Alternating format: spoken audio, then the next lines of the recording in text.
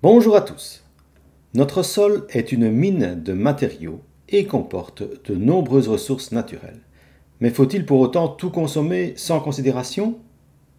Cette vidéo est donc consacrée aux ressources naturelles en matière première de notre sol. Il étudie aussi les métaux, les matières biodégradables et recyclables, ainsi que les étapes de transformation des matériaux. Ceci correspond aux attendus des savoirs et savoir-faire en vue du CTC ou certificat du tronc commun au terme de la 3e année secondaire. Le sol et le sous-sol de la Terre contiennent des éléments à la fois très différents et importants, tant pour la vie que pour l'homme lui-même. Cette représentation de ce qu'il y a en dessous de nos pieds le démontre. Nous avons d'abord une couche qui est le sol et qui, à l'échelle mondiale, représente plus ou moins, en moyenne, 1 mètre d'épaisseur, comme ici. Plus bas, c'est le sous-sol, juste au-dessus de la roche-mère. En fait, la roche-mère, bien dure, se fragmente petit à petit, et on retrouve ces fragments, petit à petit, dans les couches les plus superficielles. Au niveau du sol, c'est là que l'on trouve l'humus, c'est-à-dire la matière organique en décomposition, et cette dernière, tout en se décomposant en matière minérale, s'incorpore de plus en plus vers la profondeur, toujours dans le sol. On peut facilement retrouver de l'humus en forêt, sous les tas de feuilles mortes. C'est comme du terreau, et en effet, on y retrouve les décomposeurs comme des bactéries et des champignons. Et dans le sol, il y a bien évidemment d'autres vivants, dont vous connaissez certains d'entre eux, comme les vers de terre ou les cloportes. Donc le sol est finalement assez riche en matière organique, issue de vivants, morts ou vivants, mais également riche en matière minérale, comme on le disait, mais aussi en eau, ce qui dépend évidemment du climat local. Plus loin, vers les profondeurs, on a de plus en plus de matière minérale. On peut d'ailleurs retrouver bien bas des minerais, j'y reviens un peu plus loin. Puis, il y a quand même, mais en moindre quantité, de la matière organique, mais plutôt fossilisée, ce qui veut dire qu'elle n'est pas transformée en matière minérale, ce sont juste des débris organiques ou de la matière organique comprimée. C'est la raison pour laquelle, plus loin en profondeur, on trouvera des gisements de pétrole, de charbon et de gaz. Et puis, sans aller trop loin, on peut aussi rencontrer des nappes d'eau souterraines. C'est ainsi que dans notre sol et sous-sol, nous avons de véritables ressources naturelles, comme par exemple des minerais de métaux, comme ici le fer, le cuivre et le nickel, que l'on est en train d'extraire, aussi comme l'eau que l'on trouve sous forme de nappes aquifères et que l'on va aussi pouvoir pomper. Le schéma ici montre surtout l'extraction du gaz, que l'on peut retrouver à différents niveaux. Vous les voyez en A, B, C, D et E. On y observe aussi la présence de pétrole. On aurait pu aussi y trouver du charbon, mais tout cela dépend des régions sur Terre. En particulier en Belgique, on connaît l'importance qu'ont eu les mines de charbon dans notre passé industriel. Notre sol contient toujours du charbon. Donc, voici pour l'essentiel nos ressources naturelles. Eau, minerais de métaux, ressources fossiles, mais aussi on pourrait mentionner le bois, qui lui se trouve plutôt sur Terre et non sous Terre. Donc, parmi les ressources naturelles, il y a les métaux. Il y en a de nombreux types dont les usages sont très nombreux dans notre vie quotidienne. Prenons 4 exemples. L'or, caractéristique par son apparence justement dorée, puis l'argent que voici, puis plus courant le cuivre, aussi par sa couleur caractéristique, et enfin le fer qui est un des plus importants dans nos usages. Ces métaux sont extraits du sol, et ils ont des caractéristiques communes comme le fait qu'ils soient malléables et non cassants, ce qui veut dire que l'on peut par exemple en faire des feuilles, soit en les chauffant, soit plus simplement en les comprimant. C'est ce que l'on appelle le laminage. On pourrait croire qu'ils sont strictement solides, ils le sont, mais comme on vient de le dire, on peut quand même les faire changer de forme sous certaines conditions. Les métaux se caractérisent par le fait qu'ils conduisent parfaitement bien l'électricité, et en voici les 3 meilleurs exemples, comme l'argent, le cuivre et l'or. J'en reparle un petit peu plus loin. Puis les métaux ont un certain éclat, et ils ne sont pas ternes. Ici je prends l'exemple du mercure, non pas parce qu'il est plus éclatant que les autres, mais parce que c'est un métal que l'on trouve à l'état liquide, à une température normale, contrairement à la plupart des autres métaux qui sont solides à une température normale. Puis, les métaux conduisent très bien la chaleur. Voici l'exemple d'une expérience qui peut être réalisée en classe, où l'on place une source de chaleur sous le centre de l'étoile. Cette étoile est composée de 4 métaux différents, dont voici la liste: le fer, le cuivre, l'aluminium et le zinc. On a préalablement disposé de la paraffine aux extrémités des lames, et on observera après un certain temps que la paraffine va fondre et se détacher.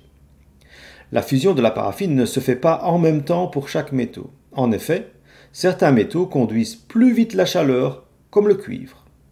Enfin, bien souvent, les métaux sont plutôt lourds.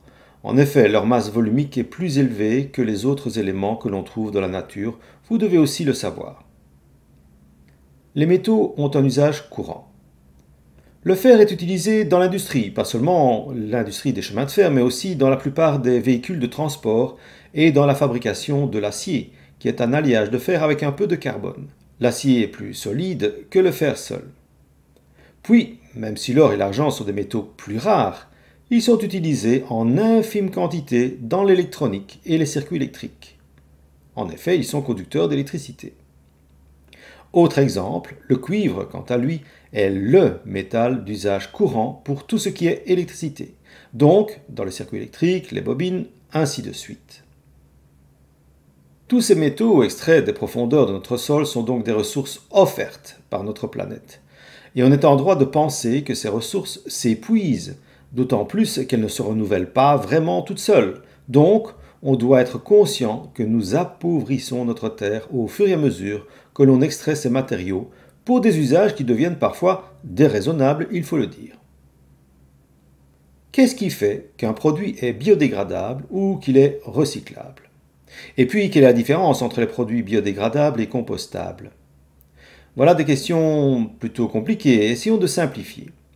Partons de l'idée que la plupart de nos déchets actuellement ont une difficulté certaine à se dégrader naturellement. On le voit dans ces deux listes. À gauche, c'est le temps de décomposition dans le milieu marin, donc en mer, à droite, sur Terre. On parle ici de décomposition, ce qui n'empêche pas que ces produits décomposés puissent être dommageables sur le milieu naturel. Par exemple, il arrive que les tortues mangent les sacs en plastique qui se retrouvent dans les océans. Ou bien encore les vaches qui se blessent lorsqu'elles mangent de l'herbe mélangée avec des débris de canettes, ce qui peut réellement les tuer. Ici, ce sont des exemples flagrants. Il y en a tellement d'autres, à vous de les mettre en commentaire si vous voulez.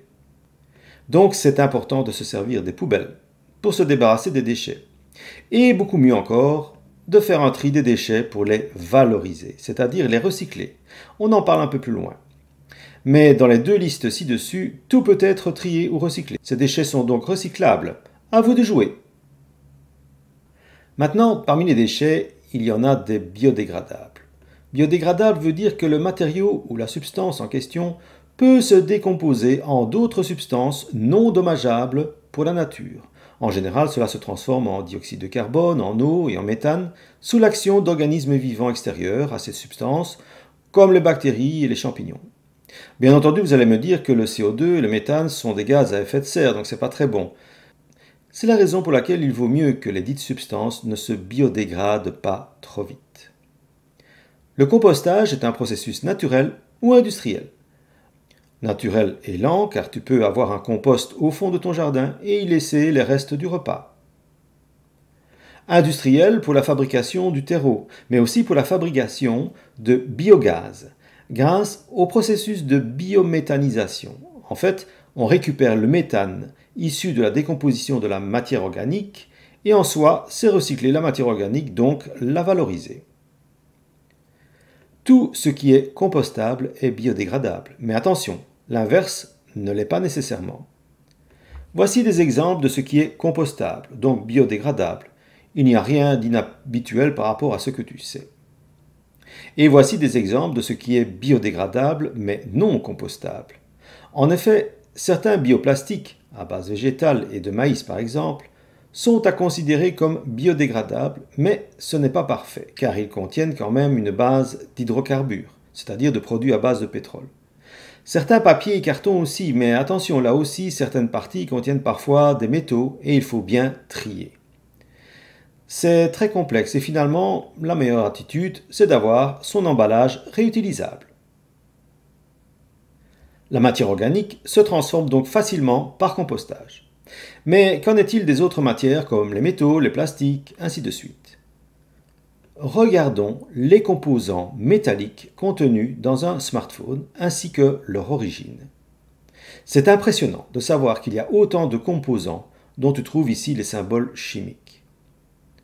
On retrouve d'ailleurs ici les fameux conducteurs électriques que sont le cuivre, l'argent et l'or. Ici tu as du lithium, qui est un métal lourd composant la batterie.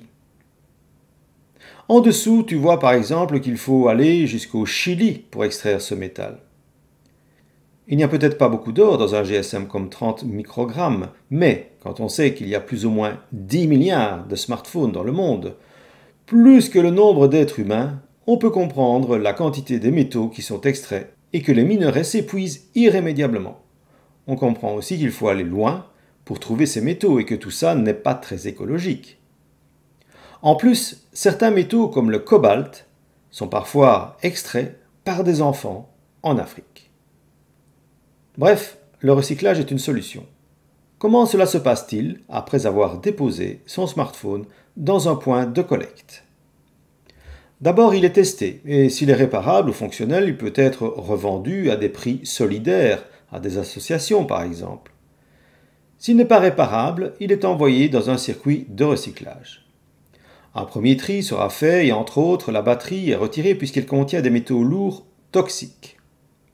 Ensuite, il y aura un tri plus spécialisé. Par exemple, les cartes électroniques seront extraites et envoyées dans les fonderies spécialisées où on extraira et séparera les métaux comme l'or, l'argent et le cuivre.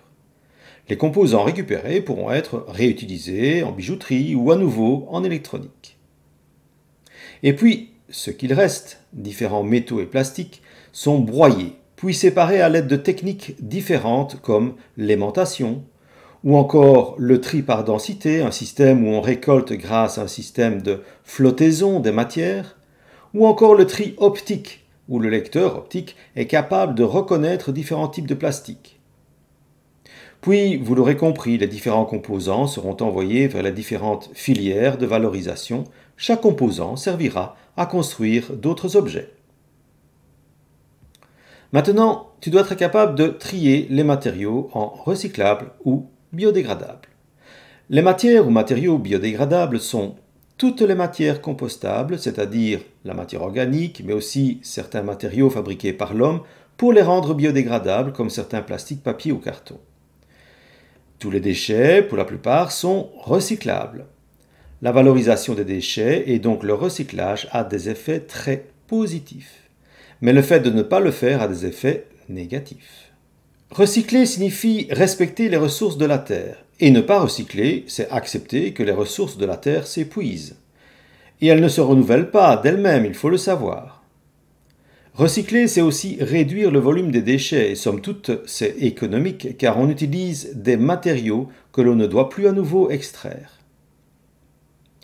Aller chercher de nouveaux matériaux à l'autre bout du monde, on l'a dit, augmente l'empreinte carbone, c'est-à-dire augmente la quantité des gaz à effet de serre émis à cause du transport de ces matériaux. Et donc, vous l'aurez compris, cela augmente aussi la consommation d'énergie.